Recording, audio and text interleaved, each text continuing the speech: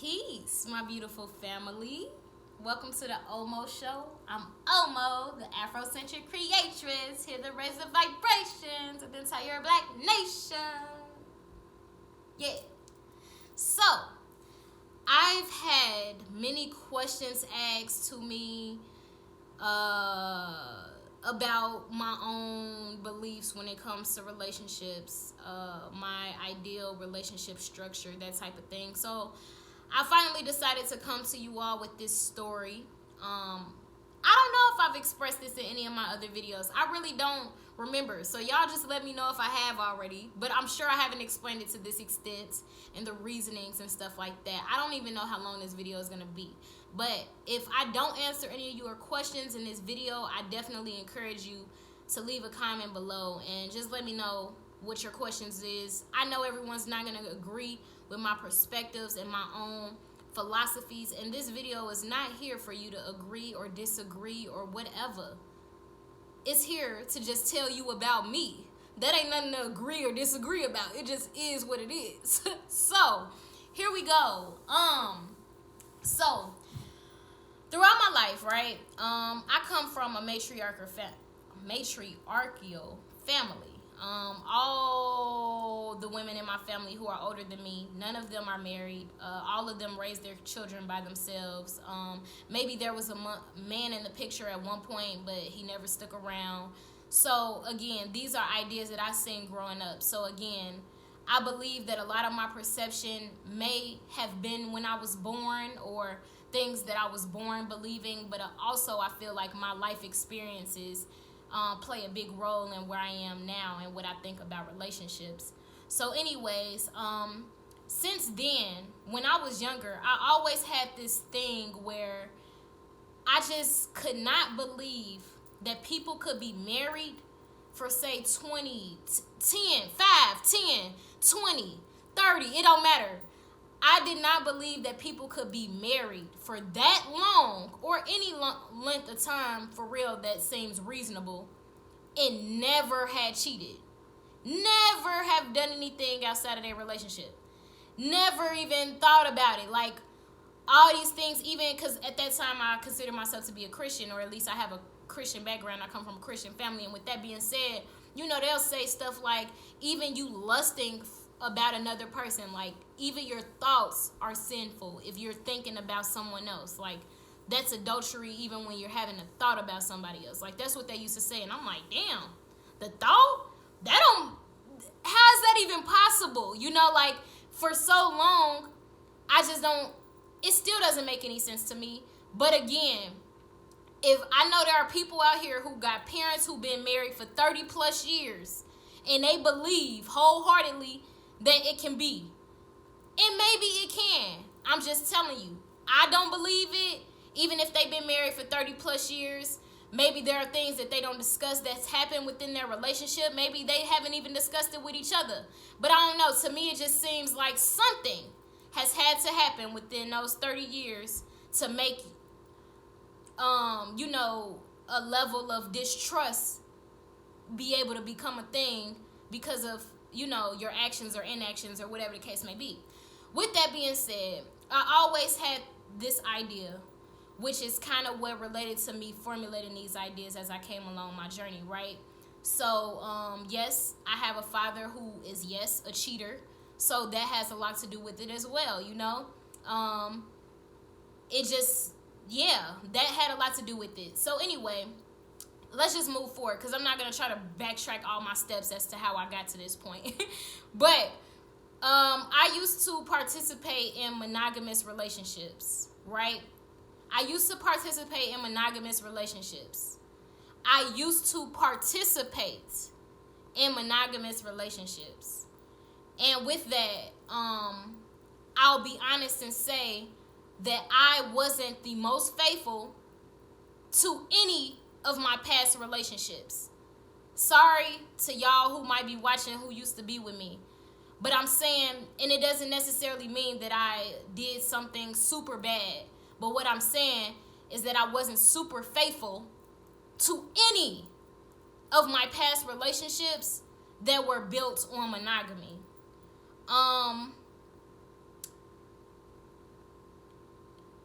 it wasn't ever because I'm just a conniving ass motherfucker. Like, I just like to lie to people or whatever the case may be. But the way my life has been set up, thankfully, I'm very, very gracious of this. The way my life has been set up is that I still have good relationships with majority of the people who I've ever been intimate with, or who I've ever had a crush on, or who I've ever loved, or who I've ever been in a relationship with. Whatever our level of intimacy look like, I still have great relationships with majority of them. So in relationships, what was always hard for me when I participated in monogamous relationships was the idea of cutting off people who have actually impacted my life, you know, who I am. Like, cutting off past relationships with people who have helped me to become the better me. Like, I never saw a reason to. If people help me to become a better person, if people add to my life, if people have always been supportive of my journey, why would I cut them off just because it makes somebody else jealous? That never made any sense to me, and it still don't make any sense to me. So anyway, with that being said, a lot of times I would get in relationships and exes would still be around to some degree, and not even like, ooh, we kicking it every day, or we kicking it at all. But it just might be that maybe they going through something in their life, or maybe I'm going through something in my life, and we'd reach out to each other because we know that we could help to heal each other, or help to elevate each other, because we've always been there to each other, you know. And with that being said, I always knew that that type of relationship, or whatever type of relationship I had with my exes, being there for them, still being someone who they could depend on and count on and call on, and vice versa, would make my new relationship person jealous or feel some type of way. So what I did was I would keep it to myself, just to avoid any conflict, because to me, it's nothing to worry about the fact that I'm still communicating, or I'm still sharing my energy and my love with this one person. It's not going to affect the fact that I love you, or that, you know, we together. It ain't nothing to feel insecure about. You know what I mean? But a lot of people just don't have that ability to understand that concept. So regardless, with that being said, that's why I say that deception kind of took place in majority of my relationships, if not actual cheating, because sometimes it was actual cheating. And all of those times, for the most part, yeah, all of those times actually was with someone who I knew prior to them, who I was intimate with prior to them, who I loved prior to them. So with that being said, majority of the times that I cheated, if not all, because I don't want to sit up here and lie, and the times that I was just a little deceptive, not fully disclosing the relationship that I had with my exes, all of those times, again, all of those times had to do with people who I've already known, or people who, you know, I loved and loved me, and yada, yada, yada. So, anyway, let's move forward now. College, still participating in monogamous relationships until towards the end, and I read Revolutionary Suicide by Huey P. Newton. I'm not sure how many people have read it. It's definitely a book worth reading, not just for this reason, but for every reason. It was actually the first book that I read, like, on my own, and that I feel like impacted me spiritually, when it came to my black knowledge. Every type of way that book has impacted me, you know, like Huey P. Newton is that dude, you know, like. But anyway, reading that book, there's this chapter that's called, like, On Loving or something, you know. So basically, Huey P. Newton is talking about his relationships and his philosophies around relationships.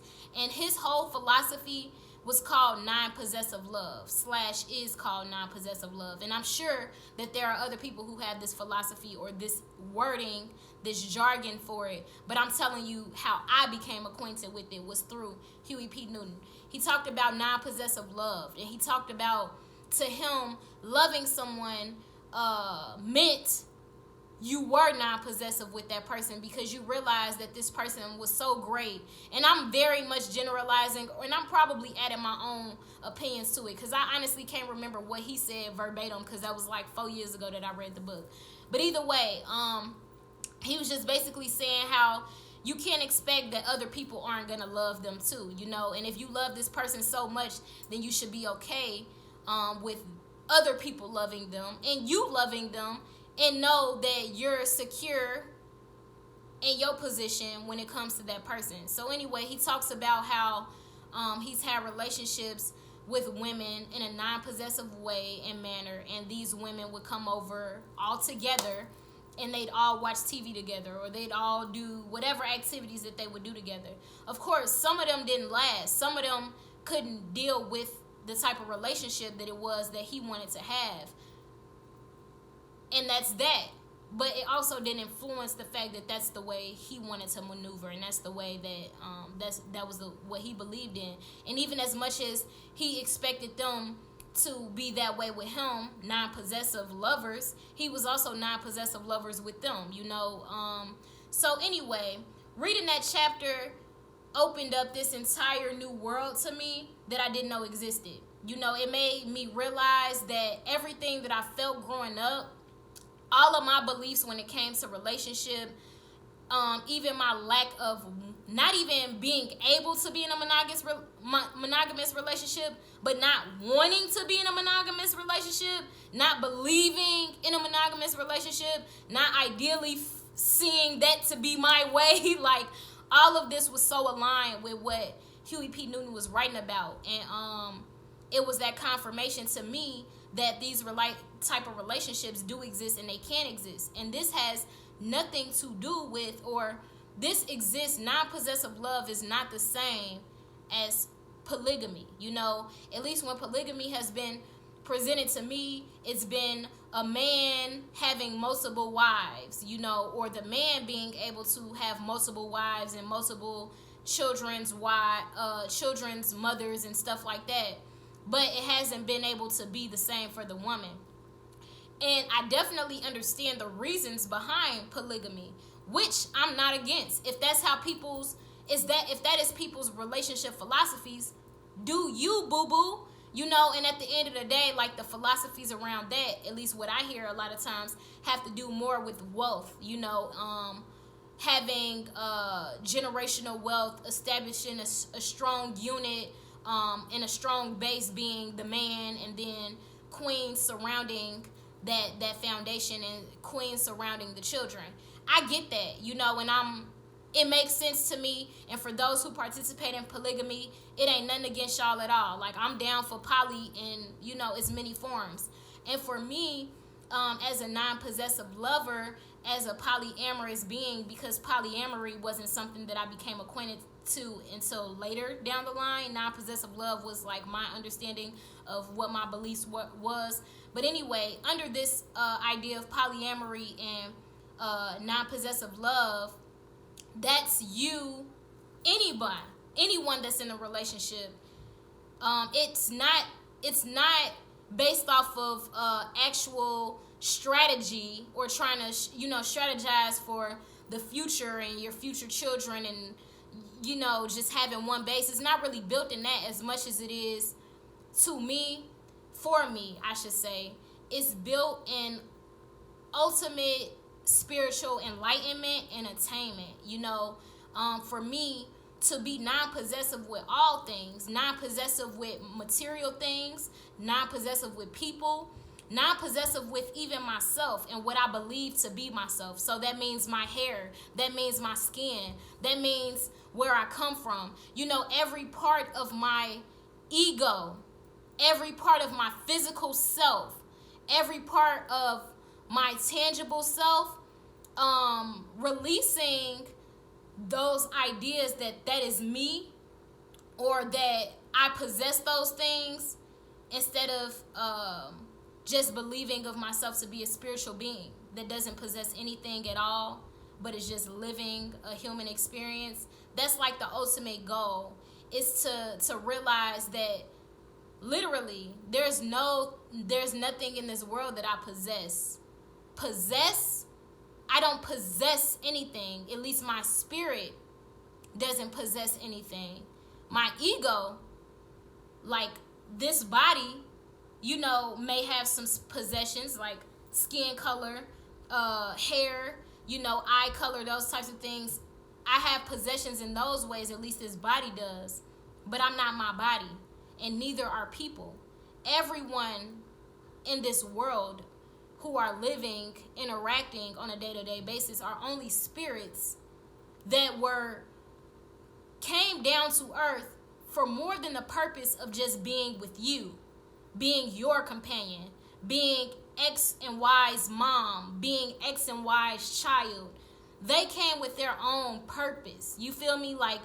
And you are just a part of that purpose, but you aren't that purpose. It might be that you're a part of that purpose, but someone else is a part of that purpose too. It may be, which is my belief.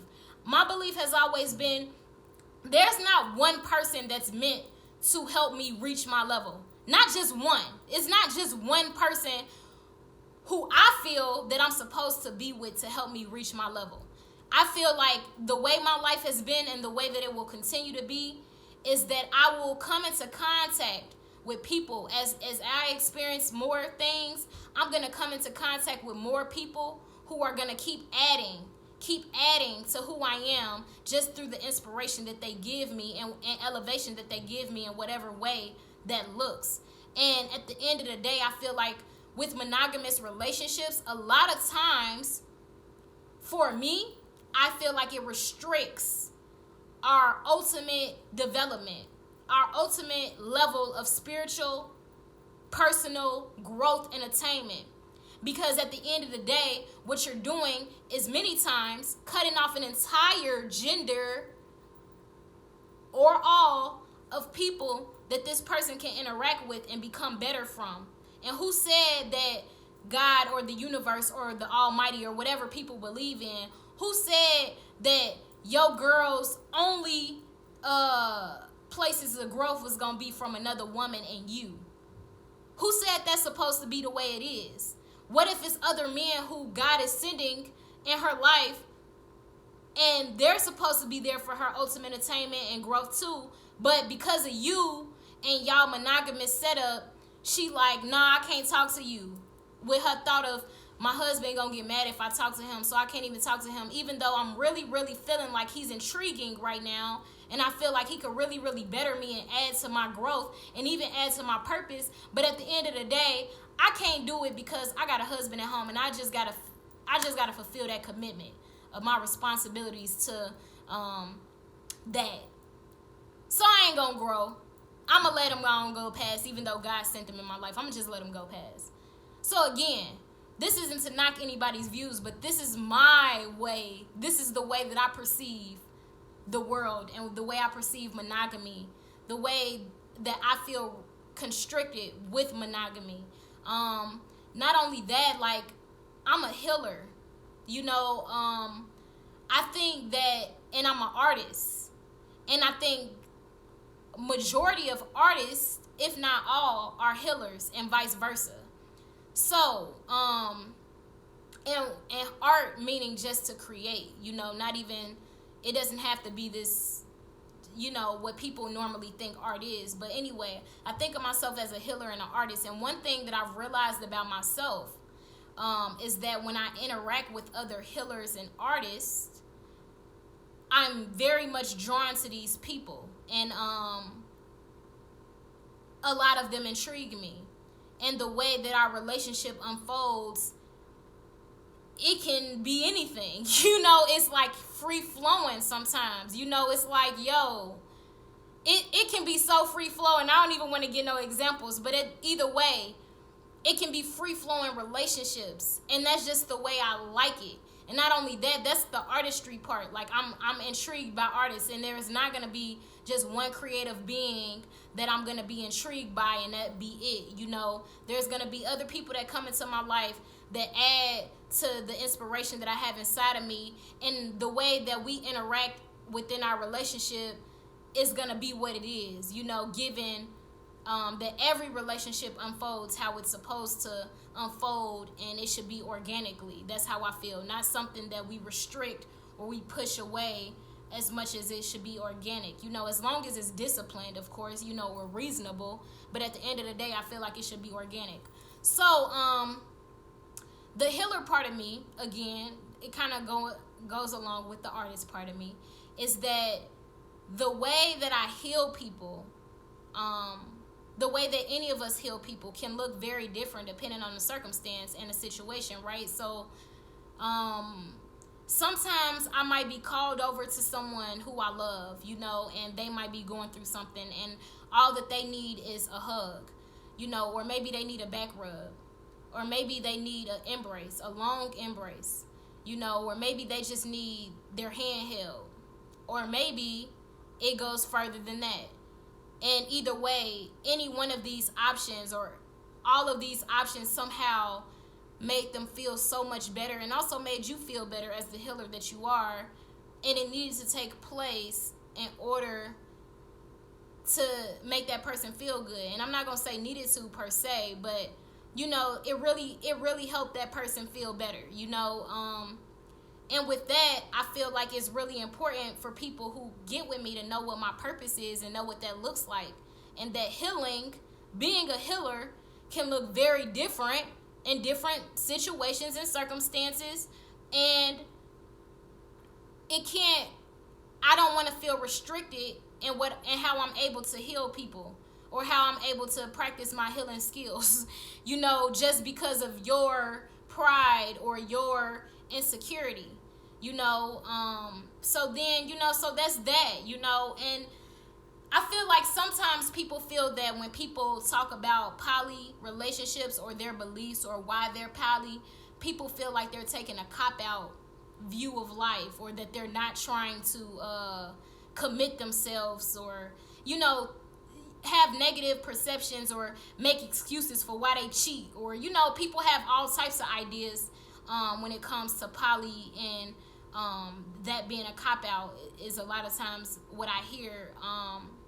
But at the end of the day, I actually feel that monogamy can be a cop-out. You know, monogamy can force us to, or put us in a position of comfort where we don't have to better ourselves in the way of becoming less egotistical, less prideful, less possessive, less aggressive, and more open to unconditionally and non-possessively, overwhelmingly loving people. Not just the person who you with, but people.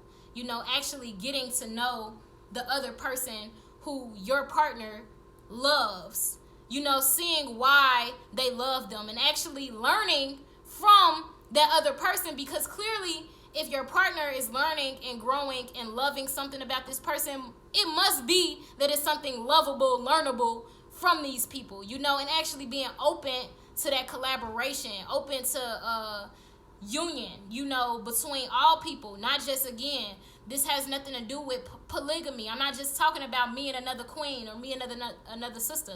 I'm talking about the same thing going for men. You know, men being open to the fact that, hey, queens could do with more than one man protecting her. You know, like, queens could do with more than one man being a part of her children's lives. You know, queens could deal with having multiple men surrounding and protecting her home and her village, or, you know, her children, her, you know, all of those things. So, again, it's a lot. So again, that's why I said I didn't know how long this video was going to be. I think this is going to be my last point on my views. I think there is this quote, because I definitely know that it's hard.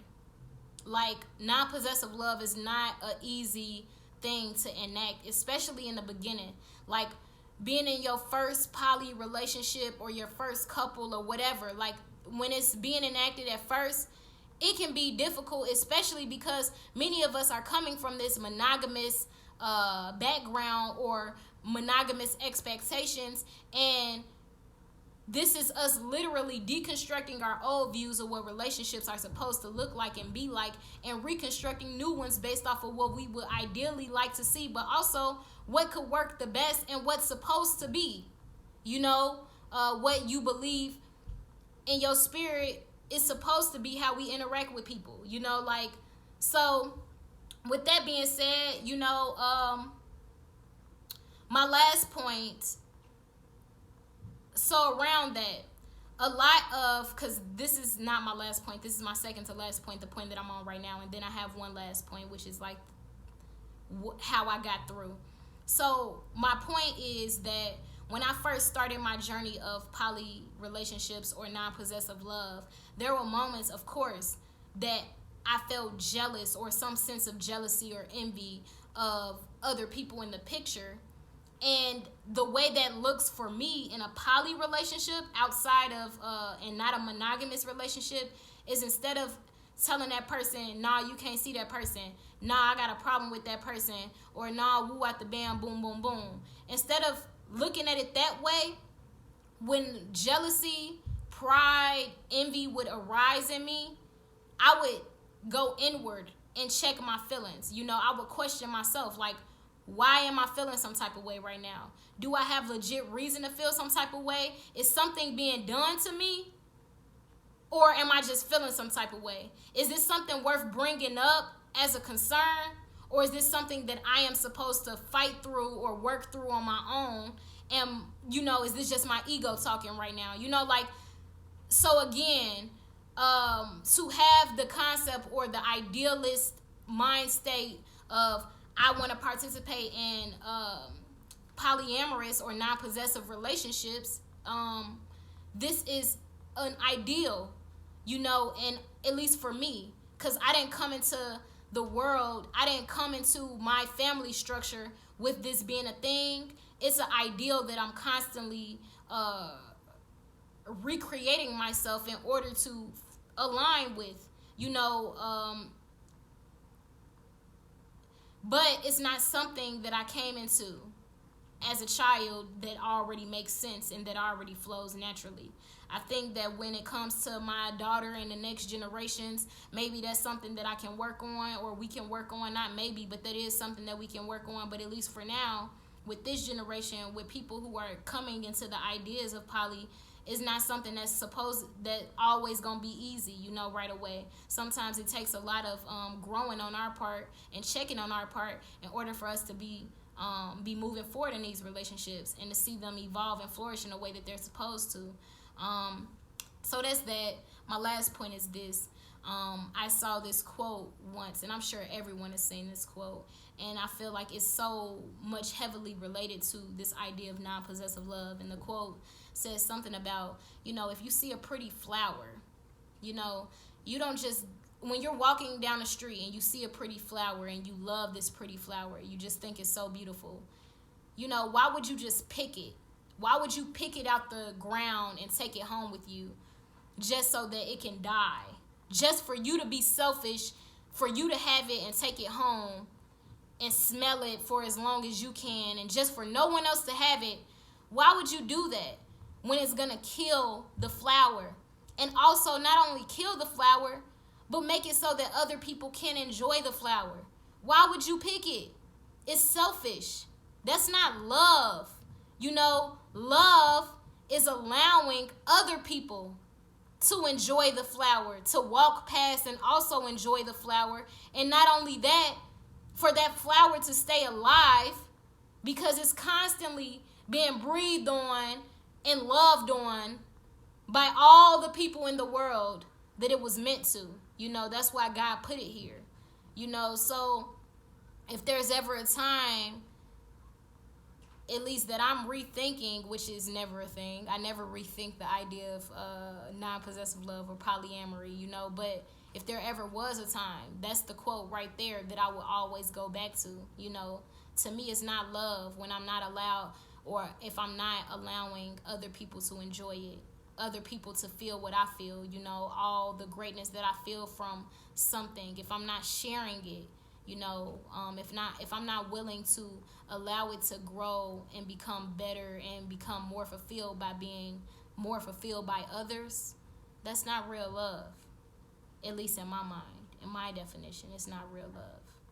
But again, I'm not confined by these boxes that exist around us, or they try to make exist around us. A lot of times I defy those boxes, like many of you all that watch my channel. So anyway, like I said, if y'all got any questions, let me know. But that's my spiel. This is probably one of my longest videos I ever made because it's a lot to say.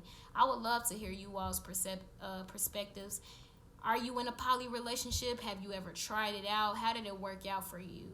What are your ideas on relationships, marriage, unions, whatever it is that you want to consider it? What's your structure like, / what do you want it to be like? I'm very, very curious. And also, if there are things that y'all are curious about knowing about me, let me know. Because as you can see, I'm pretty open with expressing myself. All right, y'all. I love you. Peace, love, Black power all day, every day. Ain't no other way. Okay?